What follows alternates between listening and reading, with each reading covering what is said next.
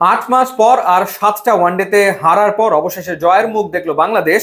এবং বাংলাদেশকে কাঙ্ক্ষিত এই জয় এনে দিয়েছেন দুজন তরুণ তুর্কি, যারা তাদের ক্যারিয়ারের দ্বিতীয় ওয়ানডে ম্যাচ খেলতে নেমেছিলেন। ব্যাটিং এ পারভেজ হোসেন ইমন এবং বোলিং এ তানভীর।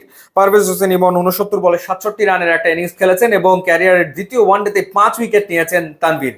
2024 সালের নভেম্বরে আফগানিস্তানের বিপক্ষে সিরিজের দ্বিতীয় ওয়ানডেতে বাংলাদেশ জিতেছিল। এরপর তৃতীয় ম্যাচে হেরেছে, ওয়েস্ট ইন্ডিজে গিয়ে 3 ম্যাচের ওয়ানডে সিরিজের 3টাতেই হেরেছে। এরপর চ্যাম্পিয়ন্স ট্রফিতে ইন্ডিয়া এবং নিউজিল্যান্ডের কাছে বাংলাদেশ হেরেছে। তারপর পাকিস্তানের বিপক্ষে ম্যাচটা অ্যাবান্ডন হয়েছে। শ্রীলঙ্কায় প্রথম ওয়ানডে হারার পর এই ম্যাচে বাংলাদেশের জয়টা ভীষণ রকম প্রয়োজন ছিল দুটো কারণে। এক হচ্ছে সিরিজের সমতা ফেরানো, এবং দ্বিতীয়ত আর একটা ব্যাপার চলমান, সেটা হচ্ছে র্যাঙ্কিং এর দিকে চোখ রাখতে হবে, কারণ 2027 বিশ্বকাপে র্যাঙ্কিং গুরুত্বপূর্ণ। 2027 বিশ্বকাপে সরাসরি খেলতে হলে র্যাঙ্কিং এ টপ 8-এ থাকতে হবে। সাউথ আফ্রিকা এবং জিম্বাবুয়ে তারা তো ডিরেক্ট খেলবেই ওয়ার্ল্ড কাপে, যেহেতু তারা হোস্ট। এরপরে র্যাঙ্কিং এ টপ 8-এ থাকতে হবে, আর না হলে বাছাই পর্ব খেলে আসতে হবে। 14টা দল খেলবে সেই ওয়ানডে ওয়ার্ল্ড কাপে। এবার যদি বাংলাদেশের পারফরমেন্সের দিকে তাকাই, পারভেজ হোসেন ইমন 67 একটা ইনিংস খেলেছেন। তানজিদ হাসান তামিম আগের দিন দারুণ ইনিংস খেলেছিলেন, এই দিন খেললেন ইমন।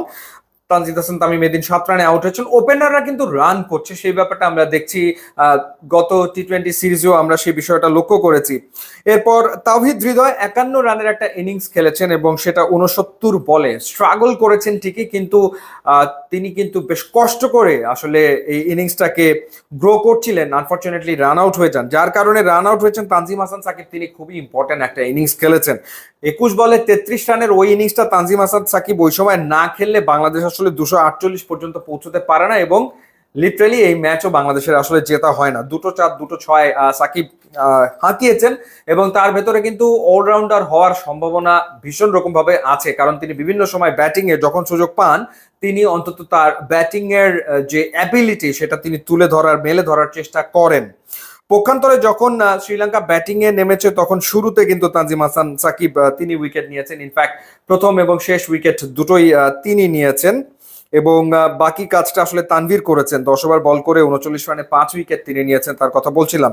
এছাড়া শামীম হোসেন একটা উইকেট নিয়েছেন বাংলাদেশের জার্সিতে ওয়ানডেতে, তার এটা প্রথম উইকেট। এবং মেহেদী হাসান মিরাজ 5টা ওয়ানডে পর আবারও উইকেটের দেখা পেয়েছেন। বাংলাদেশের জন্য আসলে এটা একটা স্বস্তির জয়, সবচেয়ে বড় ব্যাপার। কারণ হচ্ছে একটা টিম যখন হারতে থাকে তখন তারা আসলে মানসিকভাবে বেশ চাপে পড়ে যায়, সেখান থেকে বেরিয়ে আসার জন্য জয় খুবই দরকার হয়। এবং এই জয়টা বাংলাদেশ পেয়েছে যখন বিগ ফাইভ বাংলাদেশ দল দল থেকে বিদায় নিয়েছে। এবং এই ম্যাচে ইনফ্যাক্ট তাসকিন খেলেননি এবং লিটন দাস তাকে বাইরে রাখা হয়েছে। তো সেক্ষেত্রে তুলনামূলক ইয়াং সাইড নিয়ে মাঠে নেমেছিলেন মেহেদী হাসান মিরাজ, এবং সেই ইয়াং সাইডই বাংলাদেশকে জিতিয়ে মাঠ ছেড়েছে। বাংলাদেশ দলকে অভিনন্দন। আশা করি এবার শ্রীলঙ্কার বিপক্ষে বাংলাদেশ ওয়ানডে সিরিজ জিতবে।